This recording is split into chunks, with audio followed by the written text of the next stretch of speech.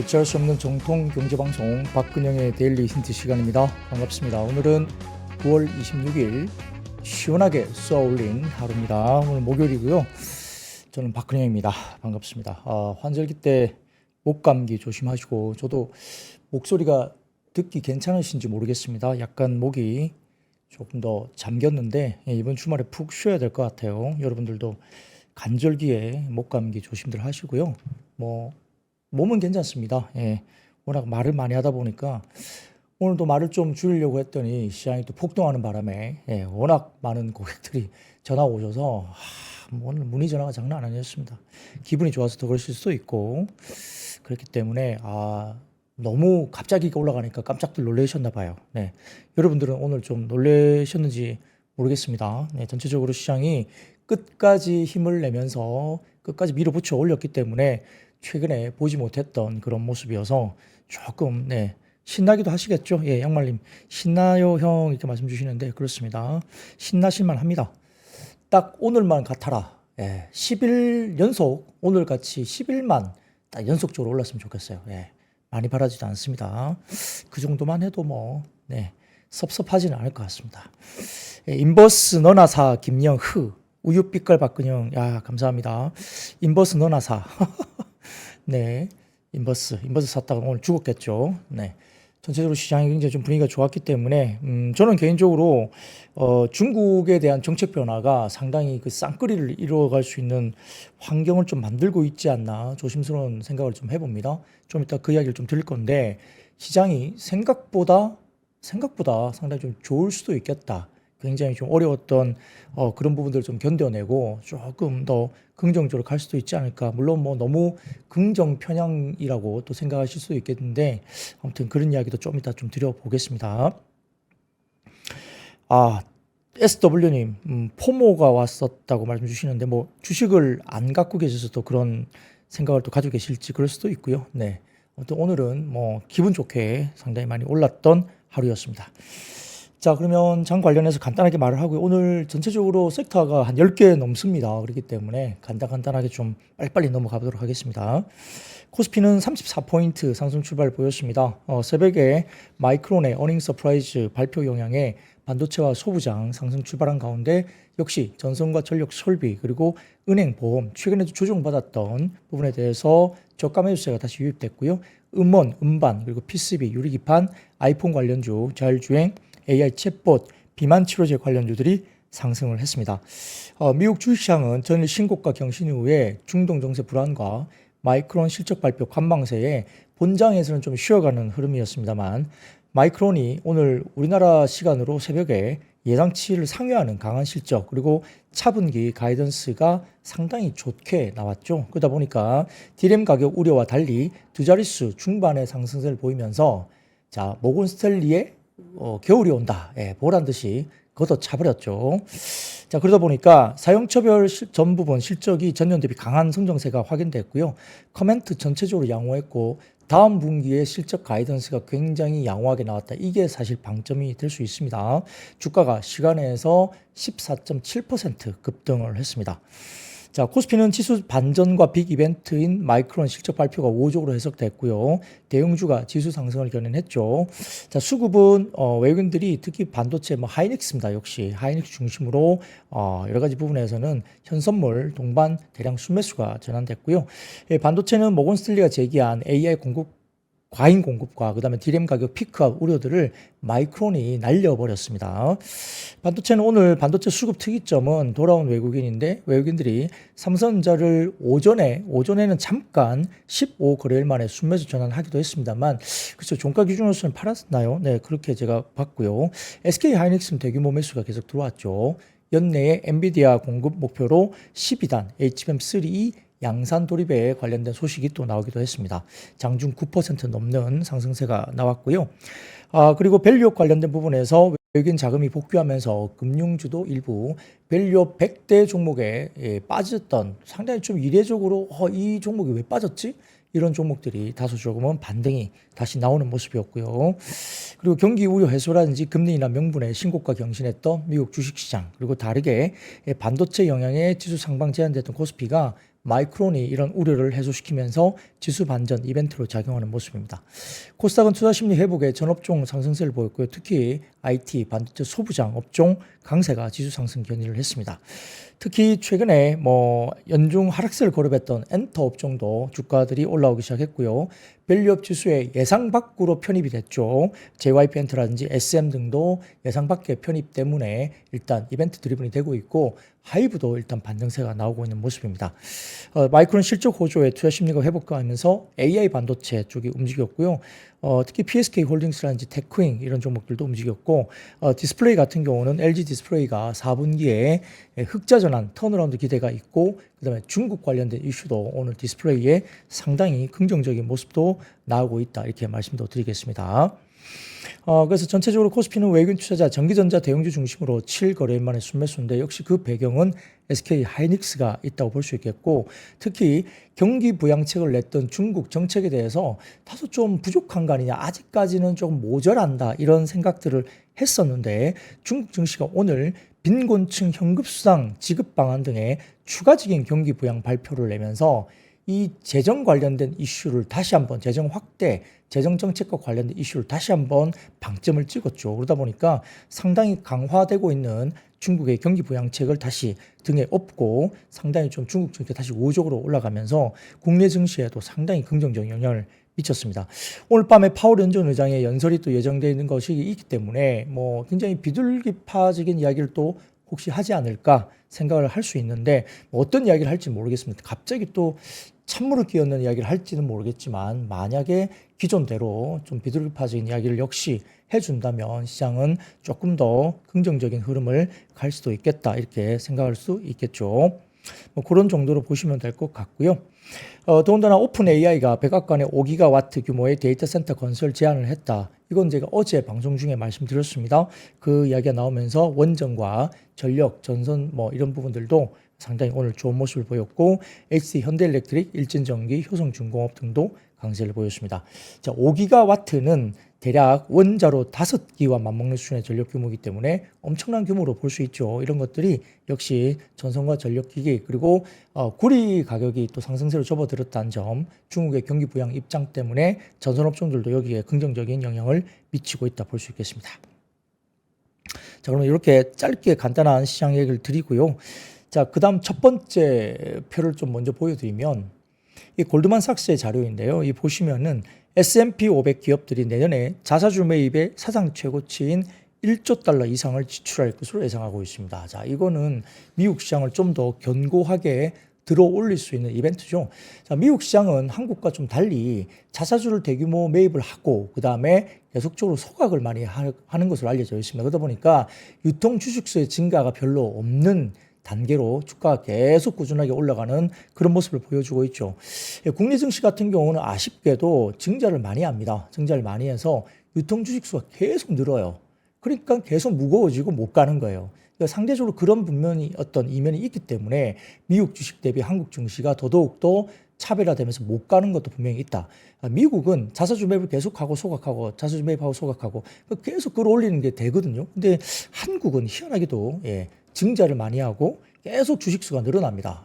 그래서 시장이 상대적으로 미국보다는 좀 못 가는 거 아니냐 그런 여러 가지 이유 중에 하나로 이야기 계속 되고 있죠. 그래서 이런 부분들도 역시 조금은 우리나라 증시에 대해서는 좀 아쉬운 부분이 있다 볼 수도 있겠죠. 자, 그리고 두 번째 자료 좀 보여드리겠습니다. 두 번째 자료 보여드리면 한투증권에서 올리신 자료인데 이게 뭐냐면 이번에 중국의 부양책이 중국 경기를 얼마나 살릴 수 있을지는 모르겠지만은 팬데믹 이후에 음의 영향을 주던 그러니까 부정적인 영향을 주던 중국의 이번에 여러 부분들이 이번 부양책 조치로 인해서 글로벌 M1 유동성이죠. 여기에 다시 긍정적인 영향을 미칠 가능성을 감안하면은 국내 증시에도 상당히 긍정적인 포인트가 될 수 있다. 물론 중국과 항생지수도 마찬가지겠지만은 과거에 2008년도 이때도 엄청나게 유동성 공급을 했는데 지금 마이너스 음의 영역에 있습니다. 근데 이런 것들이 역시 플러스권으로 돌아서면서 글로벌 증시에 단비를 또 줄 수도 있는 것이 아니냐 이런 생각도 해볼 수 있다는 거 한투증권에서 이런 이야기를 또 하고 있습니다. 자, 그러면 세트로 바로 넘어가겠습니다. 오늘은 좀 양이 많습니다. 자, 첫 번째 역시 반도체와 AI, 그다음에 전선 전력 설비 등인데요. 역시 오늘의 중심에는 마이크론이 있었습니다. 마이크론 실적 발표가 나오면서 주가가 시간에서 14.7% 급등을 했죠. 그래서 뭐 마이크론 실적과 관련해서는 오늘 장중에 워낙 많은 이야기를 들으셨을 걸로 보여서 일단 스킵을 하겠습니다. 핵심적인 몇 가지 이야기만 좀 드리면, 첫 번째 사진을 좀 띄워주시면요. 디맨드 아웃룩, 그러니까 수요 관련된 이슈가 이게 이야기를 했는데요. 자, 여기 보면 올해 디램 수요가 전년 대비 증가율 전망치가 지난 분기의 전망치가 미드틴, 그러니까 이렇게 이야기됐습니다만 하이틴으로 상향을 했죠. 자, 그러다 보니까 상당히 이 수요 관련된 분석을 대폭 상향 조정했다, 이렇게 볼 수 있겠고요. 그리고 FY25 캐펙스 매출도 30% 중반 집행하면서 전년 대비 유의미한 증가를 또 이야기하고 있기 때문에 이러한 디맨드 관련된 전망치에 대해서 수요가 아직도 굉장히 견조하다라고 이야기를 했습니다. 자, 거기다가 마이크론 데이터 센터 관련된 이야기인데요. 그 다음 표를 좀 띄워주시면, 예, 데이터 센터 이렇게 나오는데, 자, 업계 서버 출하량은 24년에 중반에서 고성장률의 한 자릿수 중반으로 성장할 것으로 예상되고 있고, AI 서버의 강력한 성장, 기존 서버의 낮은 한 자릿수 성장에 의해서 주도될 것으로 봤고요. 그래서 데이터 센터 매출 비율은 24년 회계 연도에 사상 최고 수준에 달했다라고 마이크론 이야기했고, 25년도 회계 연도부터 크게 또 성장할 것으로 기대한다라고 굉장히 긍정적인 이야기를 냈습니다. HBM, 그리고 고용량 D5, 그 다음에 LP5 솔루션, 그 다음에 데이터 센터 SSD 제품 포트폴리오를 통해서 데이터 센터에서 우수한 어떤 위치를 차지하고 있다, 이렇게 이야기를 했고요. 25년도 회계연도에 수십억 달러의 매출을 창출할 것으로 예상한다, 이렇게 이야기를 했습니다. 그래서 HBM, TAM 총 매출액이 23년 약 40억 달러에서 25년에는 250억 달러 이상으로 성장할 것으로 마이크론이 추정을 했고, 업계 전체 디램 비트의 비율로 보면 마이크론이 HBM이 23년 1.5%에서 25년 약 6%로 성장할 것으로 예상한다, 이런 이야기를 했죠. 자, 그래서 이런 것들도 상당히 좀 주목할 만한 요소입니다. 자, 여기에 대해서 하나증권은 애널리스트 코멘트를 통해서 지금 주목했던 디램 가격에 대해서 전분기 대비 14% 디램 가격이 상승했다고 봤고요. 출하량은 플랫, 뭐 비슷한 수준으로 그대로 출하됐지만 가격 상승이 견조하게 지속되는 점이 상당히 중요한 포인트였다라고 평가를 했고요. 23년 연간 디램 수요를 기존의 10% 중반에서 10% 후반으로 아까 상향 조정했다고 말씀드렸죠. 이것도 굉장히 중요한 포인트였고, 데이터 센터 수요가 상향 조정의 주 요인으로 언급됐고, 다른 전방 수요는 기존 예상치 수준이기 때문에 수요가 꺾인 것도 아니다, 이렇게 언급을 했습니다. 25년 수요는 디램 낸드 모두 10% 중반으로 예상이 됐고요. 그리고 FY 2025년 캐펙스는 매출액 대비 35% 중반 수준을 언급했는데, 현재 매출액 컨센서스로 보면 약 133억 달러로 FY 2024년은 81억 달러에서 약 64%까지 증가할 수 있다고 봤습니다. 증가폭이 굉장히 크게 나타나는데 신규 팹, 아이다우와 뉴욕 건설 비용이 포함되었을 것으로 추정을 했고요. 뭐 이런 것들이 역시 여러 가지로 최근 시장에서 우려하던 수요 약화로 인한 디램 가격 협상력의 저하를 불식시킬 만한 실적과 코멘트를 확인시켜줬다, 이렇게 이야기를 했습니다. 연내 디램 수요를 상향 조정했고, 가격 상승폭도 기존의 국내 애널리스트 성장했던 어떤 그런 예상치를 상회하는 발표를 했다, 평가를 했고요. 마이크론 독자적으로도 좋은 실적을 창출한 부분도 물론 있겠지만은 반도체 업황 전체적인 견조함을 확인시켜주는 이벤트였다는 측면에서 국내 메모리 업체들의 주가도 긍정적으로 반응할 것이다, 이렇게 이야기를 했습니다. 삼성증권도 역시 과거의 디램의 사이클의 관성에서 벗어날 때라는 반등의 어떤 코멘트를 다시 냈는데요. 역시 HBM 공급 과잉 가능성은 제한적이다, 이야기를 했습니다. 그래서 물량 기준으로 보면은 160에서 170억 기가바이트의 판매를 예상한 것이고요. 25년 HBM 시장 규모입니다. 약 250억 달러를 마이크론이 제시했는데, 물량 기준으로서 160억에서 170억 기가바이트 판매를 예상한 건데, 올해 판매가 130억 기가바이트라는 점을 감안하면 내년 수요가 올해 대비 최소 40% 이상은 성장할 것이라는 코멘트를 했다는 겁니다. 긍정적이죠. 그리고 25년 HBM 시장 규모가 마이크론이 제시한 하한선 250억 달러를 크게 상회하는 400억 달러 초반 수준까지 삼성증권에서는 성장할 것으로 전망을 좀 더 공격적으로 전망을 했습니다. 그래서 수요는 업사이드가 존재한다고 판단하고 있고요. 더군다나 지금 체인 리액션, 연쇄작용이 가져올 수 있는 수요 확대 기회가 여전히 뭐 빅테크 업체들이 AI 반도체를 경쟁적으로 개발하고 있기 때문에 역시 이런 기회가 창출될 수 있다고 긍정적으로 이야기를 했고요. 공급은 보다 제한되고 있습니다. 그리고 12단 중심의 제품 믹스 변화로 공급 과잉 리스크를 줄여주는 매개체로 작용할 가능성이 높고 HBM 쪽으로 이렇게 라인들이 전환되고 있다 보니까 커머디티 디램 쪽의 라인이 캐파가 커지지 못한다는 거죠. 그래서 어제도 제가 말씀드렸지만 2022년 캐파 대비 80% 정도 수준밖에 안 된다는 겁니다. 그래서 초과 공급에 대한 이슈는 논란이 될 수 없고요. 자, 시장에서 간과하고 있는 점이 뭐냐 한다면 역시 두 가지인데 첫 번째는 공급 제약입니다. 내년 디램의 생산 증가율은 시장 전망치인 전년비 플러스 20%를 하회하는 15% 이내로 제한될 것으로 전망하고 있는데 보통 수요의 증가가 한 15에서 20% 수요 증가를 일반적으로 보고 있습니다. 그렇기 때문에 디램 생산 증가율이 내년에도 15% 이내로 제한될 것으로 확인하고 있다는 거고요. 두 번째는 수급 환경의 개선 기회인데 하반기는 판매가 조금 주춤할 수도 있겠지만은 그럼에도 불구하고 공급업계의 재고가 크게 늘어나지 않는다는 점을 확인했습니다. 그래서 하반기에는 HBM 생산 비중 확대 때문에 생산 증가가 커머디티 디램도 생산 증가가 제한되고 있기 때문이죠. 자, 여기에 대해서 재고에 대해서 생각해 볼 필요가 있는데 모건 스탠리가 재고가 엄청나게 늘고 있다 이야기를 했잖아요. 자, 그 재고는 DDR4입니다. 그다음에 LPDDR4까지 재고가 늘어나는 건 맞는데 DDR5는 재고가 타이트하고 LPDDR5도 재고가 타이트합니다. 가격도 올라가고 있죠. 그렇기 때문에 재고의 많은 부분들은 DDR4입니다. 근데 DDR4는 현재 생산 비중이 10%대로 내려가고 있습니다. 크게 의미가 없다는 겁니다. 그래서 많이 안 만드니까 재고가 또 줄어들 수밖에 없다는 의미이기 때문에 자, 재고에 관련된 부분들도 너무 부풀려졌다. 예, 그래서 모건 스탠리의 자료를 직접적으로 반박을 하고 있습니다. 재미있는 이야기 하나 드리겠습니다. 모건 스탠리가 겨울 어쩌고저쩌고 이야기를 하다 보니까 최근에 미래에셋증권에서 SK 하이닉스 리포트의 제목이 엘사입니다. 엘사. 네. 겨울이 오면 엘사는 어떻죠? 좋죠. 예. 자기 세상입니다. 예, 그렇다 볼 수 있겠습니다. 반박을 잘 하더라고요. 미래에셋증권 재밌는 리포트 제목을 냈습니다. 엘사. 네. 거기다 SK 하이닉스는 HBM 최대 용량인 36GB를 구현한 HBM3 12단 신제품을 세계 최초로 양산하기 시작했다 밝혔기 때문에 상대적으로 삼성전자보다는 최근에 SK 하이닉스를 좀 더 긍정적으로 평가하는 분위기로 가고 있는 것 같습니다. 그래서 반도체와 반도체 소부장, 그리고 전력 설비와 전선, 그리고 이수 베타시스와 데이터 솔루션, 솔트룩스 등의 AI 챗봇 관련된 AI 종목들도 상당히 좋았다 볼 수 있겠죠. 자, 그리고 그 다음 헤드라인 보여드리겠습니다. 자, 이것도 나오고 있네요. 자, 모건 스탠리의 이야기를 전면적으로 반박하는 또 다른 이야기가 나왔습니다. 컨설팅 업체 베인 앤 컴퍼니라는 곳입니다. 해외 쪽 컨설팅 업체인데요.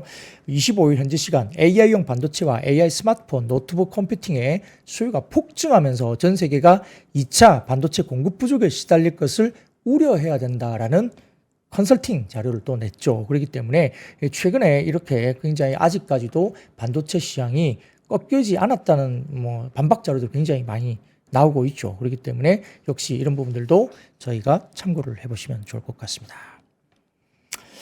모르겠습니다. 너무 낙관 편향적이라서 또다시 모건 스탠리가 이야기한 것처럼 정말 나쁠 수도 있겠죠. 근데 4분기가 일단은 그 블랙웰 관련된 엔비디아의 아주 뭐라 그럴까요? 어닝 그로스가 상당히 좋을 것이다 보고 있고 그게 확인되고 그다음에 사실은 내년 1분기가 HBM 공급에 대한 좀 초과 우려가 있는 곳입니다. 왜냐하면 삼성전자가 어차피 지금 HBM 시장에 들어올 수 있다고 보기 때문에 자, 그렇게 되면 내년 1분기가 정말 공급 우려가 있을까? 공급 과잉이 될까? 이게 내년 1분기 정도일 것 같아요. 그때는 진검승부가 되겠죠. 모건 스탠리의 이야기가 맞는지 아니면 반박하는 자료가 맞는지 자, 그걸 봐야 될 것 같습니다. 자, 그러면 두 번째 섹터입니다. 오늘 OLED 디스플레이 쪽이 상당히 좋았는데요. 언론에 따르면 미국 하원이 중국 디스플레이 기업에 대한 제재를 촉구하는 서한을 미국 국방부에 보낸 것으로 전해집니다. 자, 그러면 전기차, 그 다음에 배터리, 반도체, 이젠 디스플레이까지 자, 중국을 옥죄고 있죠. 그래서 하원의 존 물레나 중국 특위위원장이 미국 국방부에 중국 BOE와 텐마를 블랙리스트에 포함한다는 서한을 보내고 반도체 자율중에 대한 대중 제재가 디스플레이로 확대된다면 중국과 경쟁으로 어려움을 겪는 한국 디스플레이 업체의 호재가 될 것으로 시장은 평가를 하고 있습니다. 자, 서한에서는 BOE와 텐마가 중국 군사 연구 개발에 참여하고 있고 디스플레이가 일상 영역에서 광범위하게 사용된다는 점을 고려한다면 미국 안보에 중대한 위협이 된다고 강조를 했다고 하죠. 그래서 디스플레이 관련된 반사 이익을 국내가 얻을 수 있다 보고 있겠고요. 야스, LG 디스플레이, 덕산 네오룩스, 신도기현, TSE 등의 관련된 종목들이 좋았다 볼 수 있겠죠. 자, NH투자증권에서는 역시 이 미국 하원의 중국 디스플레이 규제 요청에 대해서 긍정적으로 평가를 했습니다. 자, 현재 중국 업체들이 국가 보조금을 토대로 글로벌 LCD 점유율 72% 그리고 차세대 디스플레이 기술 OLED도 51%의 점유율을 차지하고 있기 때문에 향후 산업적으로 큰 위험이 될 수 있다는 부분도 언급을 한 점을 코멘트를 했습니다. 그래서 국내 산업의 영향과 관련해서는 긍정적인 요인이 상당히 크다고 판단했고요. LCD뿐만 아니라 OLED 관련 쪽도 출혈 경쟁이 이어지는 것을 우려하는 시각이 있기 때문에 OLED 관련주에 대해서도 관심을 가져야 된다 이야기를 했겠죠. 그래서 사실은 뭐 국내 밸류체인 가운데서는 삼성 디스플레이와 LG 디스플레이가 직접적인 수혜가 가장 클 것으로 봤고요. 그 외에도 덕산 네오룩스라든지 이녹스 첨단 소재, BH 등의 OLED 소재와 부품 업체들의 중장기 실적 개선도 기대할 수 있다라고 이야기를 했습니다. 자, 뭐 이 디스플레이까지 상당히 옥죄고 있기 때문에 중국하고 미국의 이런 분쟁, 무역 분쟁 이런 것들이 역시 조금 더 이어질 가능성이 좀 있다고 볼 수밖에 없겠죠. 자, 그러면 물 한 잔 마시고 세 번째 섹터로 넘어가겠습니다. 세 번째 섹터는 오늘 역시 엔터 종목입니다. JYP 엔터와 그 다음에 SM 관련 쪽인데요. 사실은 JYP하고 SM 하이브가 빠졌었죠. 뭐 그러다 보니까 이게 어떻게 된 거지 생각을 많이 했을 겁니다. 근데 어떤 편입 기대감이 상당히 높지는 않았어요. 왜냐하면 PBR이나 PER은 워낙 높은 회사들이죠, 현재. 그렇기 때문에 상대적으로 높은 회사들이기 때문에. 그래서 미래에셋증권은 전일 보고서를 통해서 JYP와 SM의 밸류업 지수 편입은 연초부터 연기금과 외국인 투자자의 비중 축소가 이어지고 있었기 때문에 이런 편입은 엔터 산업에 어떤 수급적인 긍정적으로 작용할 수 있다 이렇게 봤고요.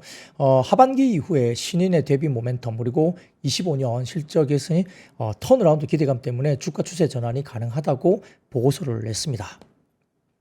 자, 사진을 보여드리면 미래에셋증권 자료인데요. SM의 기관 순매수 대금과 외국인 지분율인데 오렌지 색깔로 보이는 노란색 실선이 오른쪽으로 보시면 지분율입니다. 외국인 지분율이고요. 지금 보면 SM 같은 경우는 외국인 지분율이 많이 빠지진 않았는데 기관의 누적 순매수 금액이 회색 막대 그래프로 보이는데 별로 안 사들어왔죠. 오른쪽 보시면 JYP 같은 경우는 외국인 지분율이 엄청나게 빠졌죠. 과거에 23년 10월 정도에는 40%가 넘는 외국인 지분율이 있었는데 최근에는 20%를 하회하는 외국인 지분율까지 떨어지면서 수급이 좋지 못했고 기관도 별로 안 좋았습니다. 그래서 SM과 JYP가 밸류업 지수에 일단 들어가면서 일단 긍정적인 수급이 들어올 수 있다 이렇게 이야기를 했고요. NH투자증권은 보고서를 통해서 최근에 하이브 관련해서 최대 노이즈로 작용하고 있던 미니진 사태가 마무리 국면에 돌입했다. 최악의 결말조차 불확실성 해소 요인으로 적용할 가능성이 높다고 평가는 했습니다.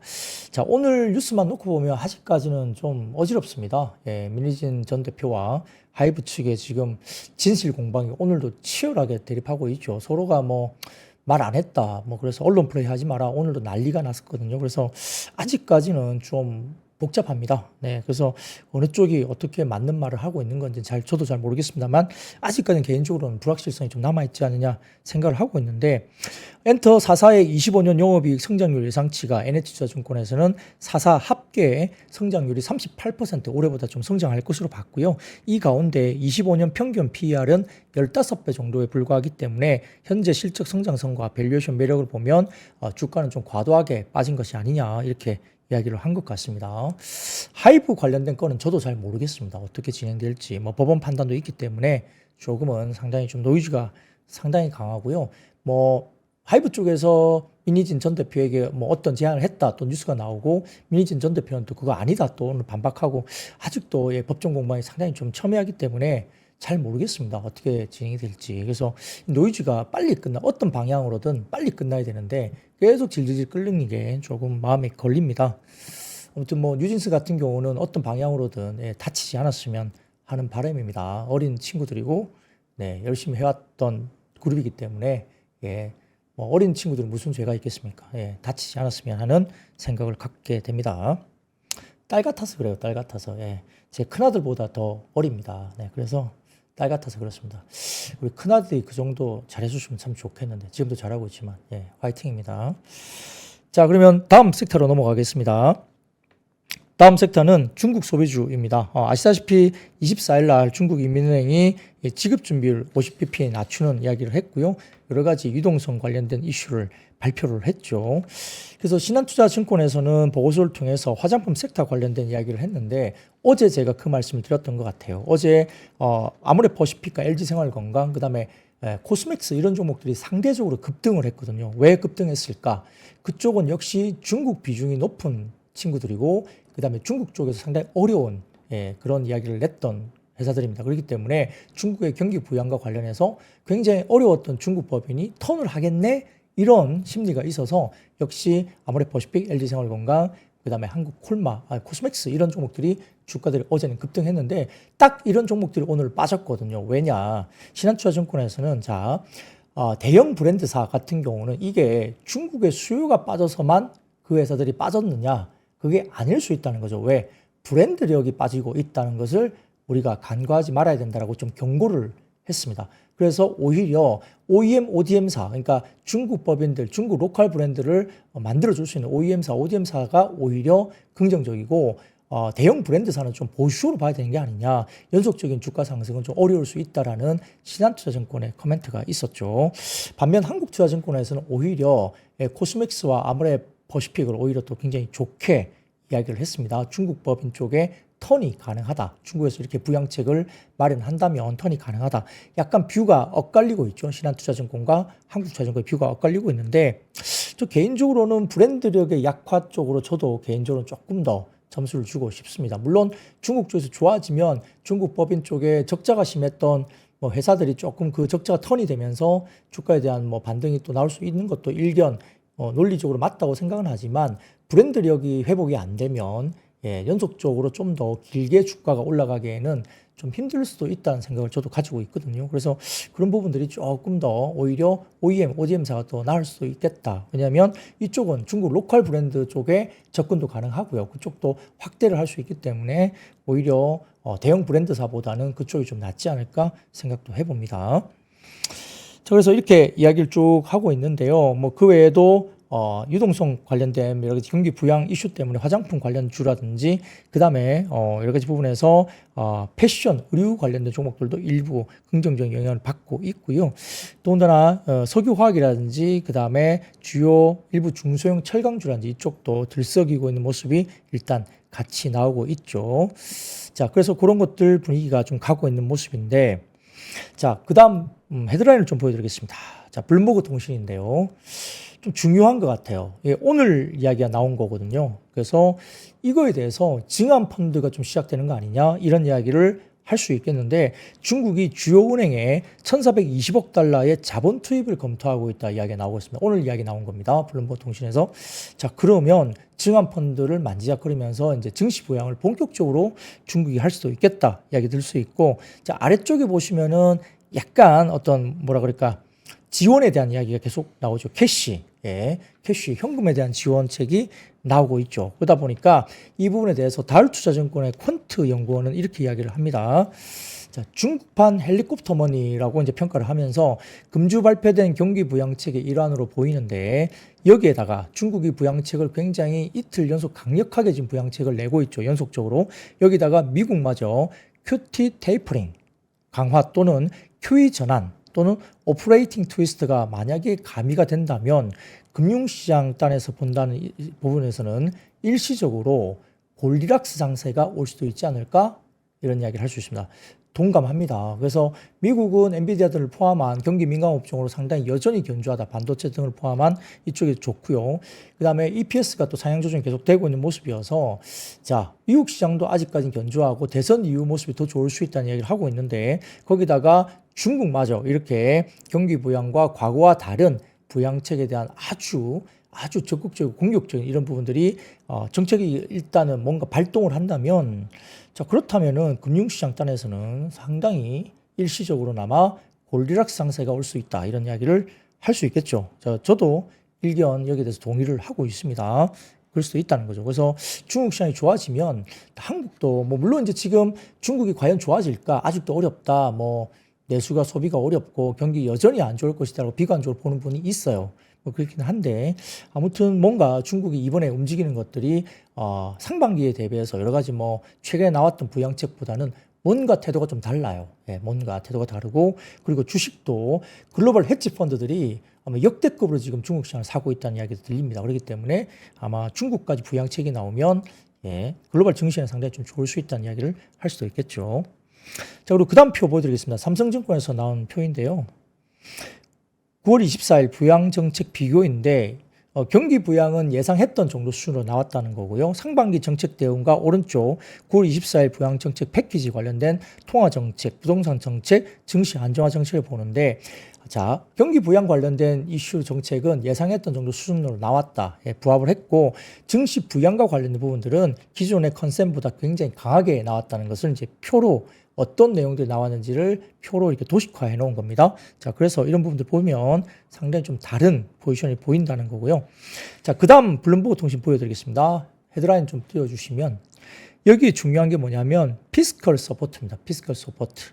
예, 핵심 단어가 나오고 있다. 그러니까 이게 중국 관련된 뭐 정통 애널리스트도 지금 이야기하는 게 재정 지출이라는 핵심 단어가 이제는 나왔다는 겁니다. 피스컬 서포트. 그러니까 이런 재정 지출이라는 단어가 나왔기 때문에 과거와 이번에는 좀 다를 수 있다는 분석을 평가를 하고 있는 것 같아요. 그러다 보니까 중국 쪽의 분위기가 상당히 생각보다 굉장히 좋아질 수 있다라고 보는 것 같습니다. 물론 뭐 경기는 한 번에 잘 안 바뀌죠. 그리고 우리가 일반적으로 금리 인하를 하게 되더라도 이 경기에 반영되는 것은 한 6개월 정도 지나야만이 금리 인하의 효과가 올 수 있다는 점에서 중국도 어떤 정책을 당장 뭘 했다고 해서 당장 경기가 뭐 확 좋아지거나 완전히 달라지지는 않겠지만은 과거와 스탠스가 좀 굉장히 다르게 상당히 공격적이고 조금 좀 뭔가 달라질 수 있겠는데 이런 정도의 느낌을 줄 수 있는 단어들이 지금 중국 시장에서 나오고 있다. 예, 그래서 재정 지출이라는 단어에 상당히 주목을 해야 된다. 그 단어가 나오기 시작했다. 이런 이야기를 보고 있는 겁니다.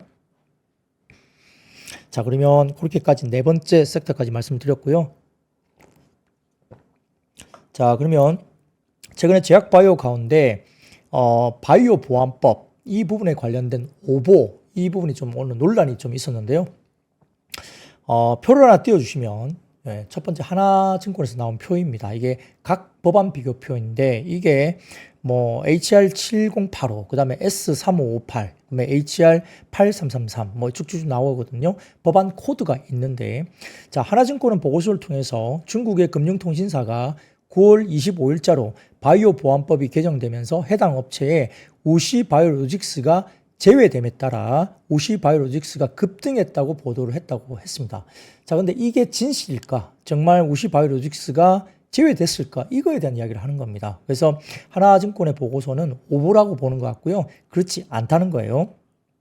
이러한 보도는 Prohibiting Foreign Access to American Genetic Information Act of 2024 이게 이제 S3558이라고 명명된 법안이 9월 23일자로 수정된 것을 반영한 것으로 보인다라고 설명을 아마 했던 걸로 이제 코멘트를 했습니다. 근데 다만 S3558 같은 경우는 이 법안이 중국의 생명공학 업체와 연방정부와의 계약을 금지하는 내용의 법안이기 때문에 대상 업체로 BGI, MGI, 그 다음에 컴플리트 제노믹스, 그 다음에 우시 앱텍과 이들 회사의 자회사 그리고 계열사가 포함되고 우시 바이오로직스는 우시 앱텍과 관계사로 우시 바이오로직스도 S3558에 해당되기 때문에 이게 우시 바이오로직스가 제외됐다는 보도 그러니까 중국의 금융통신사에서 나온 보도는 오보다 이렇게 이야기를 하는 겁니다. 예. 그렇기 때문에 이러한 바이오 보안법 관련해서 우시 바이오로직스가 이렇게 제외되면서 뭐 약간 뭐 생물 보안법 관련된 반사 수혜가 한국에 좀 없을까? 이게 좀 제한되지 않을까? 반사 수혜를 못 받지 않을까? 이런 생각을 하는 것은 뭐 그게 좀 맞지 않다. 이런 이야기를 하는 거겠죠. 자, 그래서 뭐 바이오 보안법 같은 경우는 최근에 주가 부분에서 뭐 바이넥스라든지 뭐 그다음에 ST팜이라든지 삼성바이오로직스 등등과 관련된 주식을 급등시켰던 요인이지 않습니까? 자, 그래서 다만 뭐 바이오보험업 같은 경우는 8년간의 유예기간을 가지기 때문에 좀 단기적인 매출 증가보다는 좀 중장 위주로 보자. 이런 이야기까지 하나증권에서는 이야기를 했죠. 그런 것들도 역시 바이넥스, 에이프로젠, 삼성장제약, 무이한양행 등의 일부 제약 바이오들도 움직인 어떤 배경이 되지 않느냐 이런 이야기를 한 걸로 보입니다. 자, 여러 가지 부분에서 바이오가 최근에 주도 업종이었지만 조금 쉬어갑니다만 반도체나 이런 쪽이 상당히 좋기 때문에 또 2차 전지도 오늘 LNF 등을 포함한 이 뭐라 그럴까요? 테슬라 쪽과 관련된 쪽도 상당히 좋았기 때문에 자, 오늘 골고루 반도체 그다음에 2차 전지 막 같이 올립니다. 최근에 그런 적이 별로 없었어요. 거의 시속 게임이었거든요. 한쪽 올라가면 다른 거 빠지고 왜냐면 수급이 워낙 좋지 않았기 때문에 뭘 하나 올라가면 다른 거 팔아야 되는 그런 모습이었는데 오늘은 2차 전지도 좋고 반도체도 급등이고 적응이 안 돼요. 같이 올라가니까. 최근에 보기 힘들었던 모습이었다. 이 정도였습니다. 자, 그러면 다음 섹터입니다. 다음 섹터는 은행 보험 쪽입니다. 일부 주가들이 많이 빠졌었습니다. 대신증권은 보고서를 통해서 코스피 관련된 200지수와 밸류업 지수를 비교한 것도 밸류업 지수가 PBR, PER, ROE가 상당히 높다. 어제 부분도 말씀드렸죠. IM증권 관련된 커멘트를 제가 말씀드렸는데요. 역시 최근에 밸류업 지수 100 종목들이 PBR도 너무 높은 종목이 많다라는 거고 뭐 몇 가지 좀 아쉬운 부분들이 한 서너 가지 있다 이렇게 이야기를 계속 하고 있는데 지금 대신증권의 커버리지 회사 가운데 KB금융, 하나금융지주, 삼성생명이 제외가 됐지만 KB와 하나금융은 10월에 밸류업 공시가 예정이 돼 있고 삼성생명 역시 자본시장법 개정안 시행되면 밸류업을 공시할 예정으로 언급이 되고 있기 때문에 이러한 종목들이 밸류업 100 종목에 빠지면 그것 때문에 주가가 빠지면 사야 된다. 빠지면 사야지. 이렇게 리포트를 제목을 썼죠. 그래서 빠지면 사자 이런 이야기를 한 것 같습니다. 그래서 내년 6월에 지수가 또 리밸런싱이 되기 때문에 역시 여러 가지 부분에서는 주가가 약세를 보이는 구간이라 하더라도 아마 리밸런싱 때는 들어갈 가능성이 높다. 그래서 주가 하락은 오히려 매수 기회다. 이렇게 이야기를 했습니다. 또한 뭐 증권 주까지 아마 범위를 좀 넓힌다면 NH투자증권, 삼성증권 역시 매수의 고려 대상이 될 수 있다. 이렇게 봤거든요. 자, 그러면 그 다음 표를 하나 보여드리면 당사 커버리지, 그러니까 대신증권의 커버리지 업종과 ROE, PBR 현황인데요.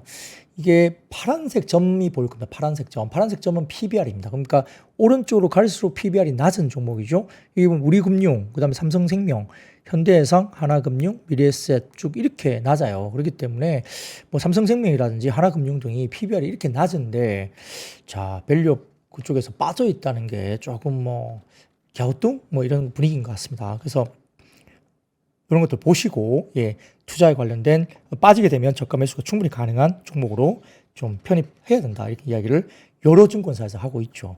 자, 그러나 메리츠증권에서는 코리아 밸류업 지수 발표와 함께 JB금융이 기업가치 제고 계획을 발표하기 때문에 상당히 금융주들의 주주하는 정책은 지속되고 있는 상황이다 이렇게 평가까지 했습니다. 그래서 금융주들의 밸류에이션 정상화는 지속될 수 있다라고 평가까지 하고 있고요. 역시 일부 많이 빠진 그리고 밸류업 100지수에 제외가 되면서 다소 이례적으로 제외가 되면서 주가들이 많이 빠진 종목은 다시 사자 이런 이야기를 최근에 하고 있는 것 같습니다. 자, 그러면 그 다음 7번째 섹터입니다. 오늘 메타버스와 가상현실 쪽이 상승을 했는데요. 자, 사진 하나 띄워드리겠습니다. 사진 하나 띄워드리겠는데 보시면 자, 이거예요. 여러분들 이거 사시겠습니까? 이게 뭐냐면 메타가 발표한 커넥트 2024 컨퍼런스죠. 연례 개발자 컨퍼런스에서 MR 혼합현실 안경 시제품인 오라이언이 공개됐습니다. 검은색의 두터운 뿔테 안경처럼 생긴 오라이언이 있죠. 그래서 이렇게 레이벤도 아마 메타가 인수하지 않았나요? 그렇게 들어오면서 이 안경 형태의 시제품이 나왔죠. 문자 메시지는 물론 화상통화, 그 다음에 유튜브 동영상까지 볼 수 있다 정해지고 있고요. 오라이언 같은 경우는 사람들을 더 끈끈하게 연결하게 되는 뭐 스마트폰 다음에 차세대 컴퓨팅 디바이스 될 거다. 이렇게 이야기를 했습니다. 그래서 여러 가지 이야기들이 나올 수 있는데 뭐 이게 영화 속의 한 장면이 될 수 있겠죠. 이런 것들을 끼고 증강현실이나 호람현실을 볼 수 있는 날, 그런 날이 본다면 킹스맨 그런 영화도 많이 나오죠. 이런 것들을 끼고 있는 것들이 자, 이런 것들 관련해서 이야기가 될 수 있겠고 좀 더 개발이 되겠죠. 좀 더 슬림하게 개발이 될 것 같은데, 자, 여기에 대해서 데모 영상에는 젠슨왕 CEO가 오라이언을 착용해보는 모습도 최근에 나왔죠. 그러니까 더 이제 주목을 받았는데, 젠슨왕 CEO가 트래킹, 그러니까 시선 추적이 굉장히 좋다. 그리고 밝기도 좋고 색상 대비도 좋다라고 상당히 극찬을 했다고 합니다. 근데 상당히 중요한 한 가지 더 말을 했는데, 특히 무게가 100g 정도밖에 안 되기 때문에 굉장히 의미가 있다라고 평가까지 했다고 합니다. 극찬이죠. 그래서 무게까지 100g 정도의 무게가 의미가 있다 이런 이야기를 했기 때문에, 자, 상용화가 될지 모르겠으나 물론 이게 컨텐츠가 더 중요하겠죠. 이런 기능들이 있는 기기가 나왔을 때 컨텐츠가 제공이 돼야 되고, 그리고 뭐 통신이라든지 이런 것들도 같이 제공이 돼야 되는데 어떨지 그 뒤에 배경이라든지 이런 것들이 같이 동반이 돼야 되겠지만, 아무튼 상당히 발전을 또 하고 있는 것 같습니다. 그런 것들 관련해서 뭐 뉴프렉스라든지 코세스, 자이언트 트랩, MP, 위직 스튜디오 등의 AR, VR 관련된 종목들, 뉴프렉스 같은 경우는 또 수혜주로도 이야기되죠. PCB, FPCB 같은 쪽, 그런 이야기를 또 하고 있는 것 같습니다. 자, 거기다 그 다음 표를 하나 보여드릴게요. 이게 메타의 오큘러스 쪽인데요. 출하량이 급격하게 줄어섰다가 조금 회복을 하고 있는데, 메타 퀘스트 3의 보급형 제품인 퀘스트 3S가 이제 고가의 팬케이크 렌즈를 일반 렌즈로 교체하면서 128GB 모델의 가격이 299.99달러, 하나로 약 40만 원 정도로 퀘스트 3보다 가격을 $200 정도 가격을 낮추었습니다. 자, 그러다 보니까 퀘스트 3S 같은 경우는 웬만한 게임기, 플레이스테이션이라든지 뭐 이런 게임기보다 더 싸게 가격이 내려올 수도 있다는 생각도 가질 수 있는 정도죠. 그래서 과거에 메타가 오큘러스2로 뭐 코로나 특수도 있었고 저렴한 가격으로 급성장했던 시기가 또 있었는데요. 이게 얼마나 잘 팔릴지 한번 봐야 되겠습니다만, 아무튼 상당히 가격이 또 떨어지면서, 물론 뭐 이런 기기가 나온다고 해서 컨텐츠가 없으면 시장이 형성이 안 되겠죠. 그래서 뭐 글쎄요, 이게 컨텐츠만 나오고 가격이 적당하게 떨어진다면 시장이 또 많이 활발하게 또 급성장할 수 있겠다 생각도 듭니다. 네, 그런 것들도 같이 고민을 좀 해봤으면 좋겠습니다. 자, 8번째 섹터입니다. 오늘 자동차 부품 섹터까지 상승을 보였는데요. 다울투자증권에서 리포트를 내면서 자동차 업종에 대해서 미국 시장에서 선전에도 불구하고 주가가 6월 고점 이후에 전기차의 캐즘, 그리고 엔캐리 등의 대회 내 불확실성에 기반해서 하락에 있기 때문에 밸류에이션 매력도가 상당히 높다라고 이야기했습니다. 자동차는, 완성차는 늘 밸류에이션 매력도가 높았습니다. 주가가 못 올라서 그렇지 밸류에이션 매력도가 늘 높았는데, 특히 지금 주가가 빠지면서 밸류에이션 매력도가 더 높아진 걸로 이야기를 하고 있죠. 올해 기준 완성차 밸류에이션은 PER 4배 정도 수준이기 때문에 뭐 24년 3분기 실적 시즌을 앞두고 완성차에 대한 비중 확대를 하자 이렇게 이야기를 하고 있는데요. 자, 그 다음 표를 하나 보여드리면, 네, 25년부터 기대되는 우리 전기차에 대한 원가 축소, 그 다음에 신공장 가동, 그리고 잠재적으로 우호적일 환율 환경 때문에 완성차가 좀 저평가가 탈출되지 않을까라는 이야기를 그래프로 도식을 한 겁니다. 그래서 지금 과거에 2007년부터 돌아설 때 역시 엔화, 그러니까 원엔 환율이 강세로 돌아서면서 역시 이 부분에 대해서도 이야기가 나오고 있고, 현대차 주가가 쭉 올랐던 적이 있거든요. 그래서 환율 관련된 부분도 역시 지금 그때 당시와 오버랩이 될 수 있는 그런 시기로 들어오고 있다 이야기하고 있죠. 그래서 현대차 주가와 원엔 환율 관련된 흐름도 이렇게 같이 병행해서 참고를 좀 해보시면 될 것 같고, 그때 관련해서 어떤 사이클과 거의 비슷하게 들어오지 않을까 이런 이야기를 하고 있습니다. 자, 25년 접어들면 현대기아 양산의 에비타가 40조 원 이상 유지가 되기 때문에 20조 원 이상 규모의 캐펙스와 R&D 투자 재원이 가능하고, 26년 들어서는 미국의 메타 플랜트 가동과 더불어서 현대차 같은 경우는 인도 시장 캐파 증설 효과도 있고 울산 전동화 공장 가동 등의 양적 성장이 현실화되면서 유의미한 레벨업이 가능한 구간에 또 도달할 수 있을 것이다 이렇게 코멘트까지 했죠. 그래서 이런 부분들도 움직임이 있다라고 평가를 했습니다. 그런데 참 완성차는 참 무겁습니다. 사실 굉장히 무겁죠. 자, 그래서 그 다음 표 하나만 보여드릴게요. 보여드리면은 현대차 기아의 글로벌 평균 판매 단가입니다. ASP 흐름이 25년 양사 모두 4천만 원대로 꾸준하게 올라가고 있죠. 야, 이렇게 평균 판가가 이렇게 올라갑니다. 믹스 개선도 되고 있죠. 뭐 우리가 SUV를 많이 판다든지, 그다음에 제네시스 라인업을 많이 판다든지 뭐 이런 것들 때문에 평균 판가가 글로벌로 여전히 올라가고 있는 모습도 상당히 고무적이다 이렇게 볼 수도 있겠습니다. 뭐 전기차도 잘 팔았으면 좋겠고요. 아무튼 PER 4배면 상당히 좀 너무 가혹하다 이렇게 볼 수도 있겠습니다. 그래서 완성차라든지 그 다음에 일부 자동차 부품, 명신산업, MS 오토텍, 화신 이런 것도 그렇고요. 이번에 인도의 IPO가 또 현대차가 들어가기 때문에 인도에 동반 진출한 부품사 이런 것들도 같이 보자 말씀도 계속 드리고 있어서 예, 그런 부분들도 어제 제가 방송에 그 이야기를 드렸습니다. 그래서 그런 분들 참고하시면서 부품사도 한번 주의 깊게 쳐다보시면 좋을 것 같습니다. 자, 다만 그 다음 사진 하나 보여드릴게요. 예, 리포트입니다. 요즘 모건 스탠리 왜 이럽니까? 예, 모건 스탠리는 미국 자동차 업종에 대한 투자 의견을 중립으로 하향했습니다. 예, 모건 스탠리는 요즘에 숏을 치나 봐요. 네, 자동차 업종까지 또 중립으로 하향 조정했죠. 물론 이제 미국 자동차 업종입니다. 여기에는 현대기아차는 들어가지 않고요. 미국 쪽이죠. 예, 그래서 국제적, 그 다음에 국내적 전략적 요인이 복합적으로 작용한 결과고 투자자들이 이를 충분하게 인식하지 못하고 있다라고 판단한다. 예, 미국 재고는 자동차가 상승 추세에 있고 차량 경제성은 여전히 많은 가게가 감당할 수 없는 수준이다. 근데 할부 금융이 떨어질 수밖에 없잖아요. B컷을 하고 또 11월 달에 만약에 B컷을 또 하게 되면 할부 금융이 빠지는데 소비가 좀 더 나아지지 않겠습니까? 그런데 뭐 여전히 가게가 감당할 수 없는 수준가 있다. 신용도가 낮은 소비자들의 신용 손실과 연체율은 계속해서 상승하고 있다. 그리고 중국의 지난 20년간의 성장 엔진은 멈추지 않고 있기 때문에 중국 이익이 적자로 전환되고 중국이 현지에서 판매하는 것보다 거의 900만 대를 더 생산하고 이는 비중국 글로벌 물량의 15%에 해당하는 수치다. 그래서 이러한 어떤 중국의 유닛이 미국으로 직접 유입되지 않더라도 미국 주요 업체들의 점유율과 이익 손실의 가능성은 미국 본토에 압력을 가할 것이다. 이렇게 이야기했습니다. 뭐 요즘에 모건 스탠리 신이 났습니다. 네, 그래서 또 이렇게 이야기를 계속 모건 스탠리가 미국 자동차 업종에 대한 투자 의견을 중립으로 하향했는데 자, 근데 참 웃겨요. 다만 중립으로 하향 조정했지만 매도로 하향하지 않은 이유에 대해서 또 썼습니다. 이렇게 보면 테슬라에 대한 뭐 오버웨이트, 그러니까 비중 확대는 상대적으로 유리한 환경 방향으로 결정된다 이렇게 이야기를 했고요.